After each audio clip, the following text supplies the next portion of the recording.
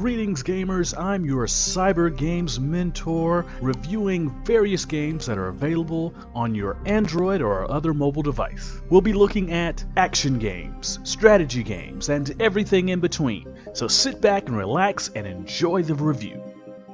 Today we're playing on the Samsung Galaxy Tab S8 Plus. Now this tablet has a 12.4-inch Quad HD screen. The processor is a Qualcomm Snapdragon 8 Gen 1 with 8 GB of RAM, 256 GB of storage. The battery is a 10,900 milliamp hour battery, and it was released in 2022. Greetings gamers, we're looking at Genshin Impact by Cognisphere. It's an action RPG that's rated T14. Okay, so Genshin Impact. It's a AAA mobile gaming adventure.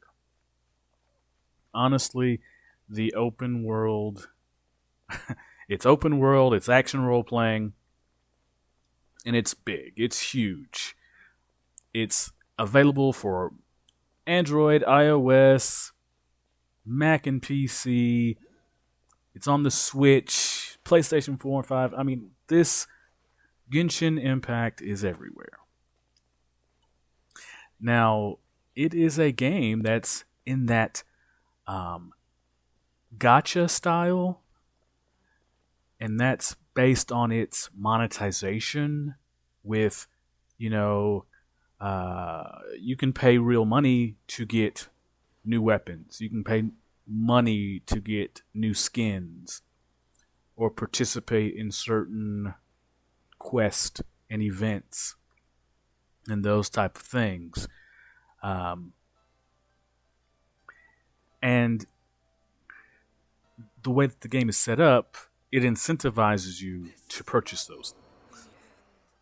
And it's been a criticism of the gacha style games, but I mean, it is what it is. Off the top, I'm going to tell you I like Genshin Impact. I played it for a year before I started doing reviews, and in coming back to it after some time, it has improved since I played it. In this game, you play the Traveler.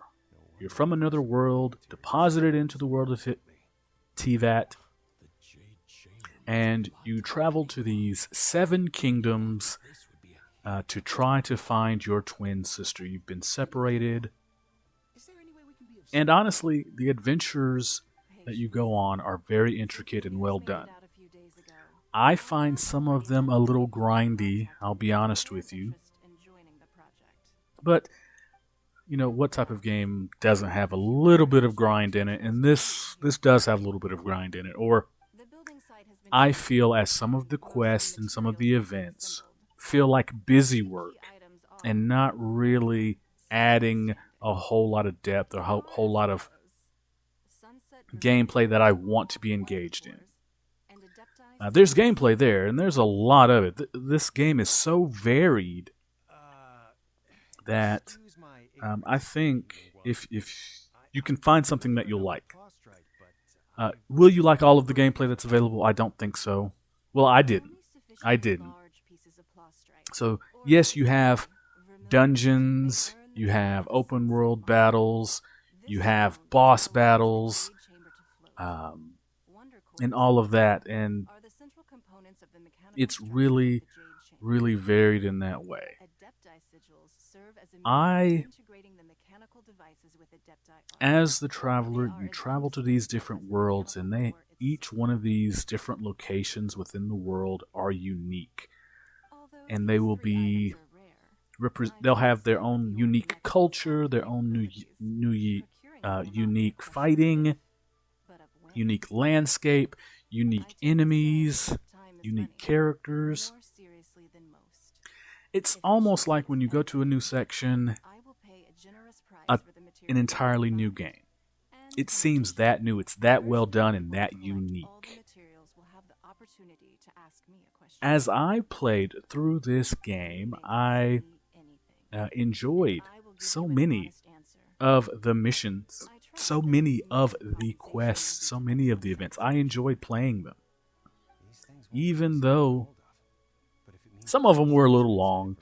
I'll be honest with you, but not all of them. Not all of them. And it was just fun. It was just fun.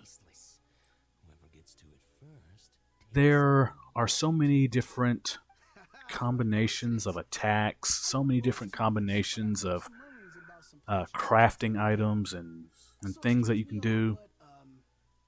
And you get a lot of resources. When you defeat a boss, you get a lot back. And currency and items and tokens, all that stuff when you defeat a boss and complete a quest. It's worth it to do that. In some of the areas, I went to the mountain area. It was so cold it began to impact the health of my character, which was great. Had to balance it being cold and needing to find warmth and shelter and still fight enemies.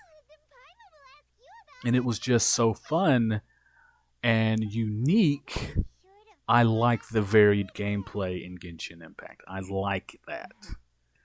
The crafting system is good. I liked gathering items for meals and having to cook them, or gathering items to strengthen my weapons, or getting a new glider, and things like that. And when you need a new weapon, because your weapons become ineffective as the level of the game increases, those old weapons, they're ineffective and you can't fight as well. And that's part of that monetization mechanic or tactic. The game gets harder. They want to incentivize you to spend money. Some people have a problem with that, and I understand. A lot of people have gotten very accustomed to watching ads for games and getting games for free, especially in the mobile space. And but this game is so available for so many systems. I don't think it's a problem. Honestly, that mechanic, that monetization mechanic. Now I want to talk about the graphics. If you have played something like Link, the latest Zelda game, Breath of the Wild, you'll be this game matches that quality almost. Now, for my device, the frame rate wasn't as high as it could be. I'm playing on a Galaxy Tab S8. That's my platform of choice. Through Android, I'm getting 30 frames a second a lot of times, but it's solid. But I also do not turn the graphics all the way up, so my device doesn't overheat, and so my battery can last longer. That's why I do that. And you'll see that in my clips. It's about 30 frames per second, which isn't the fastest, I understand. Of course, we want more frames per second. It's going to be smooth. But at 30, it was working. It was doing what it was supposed to do.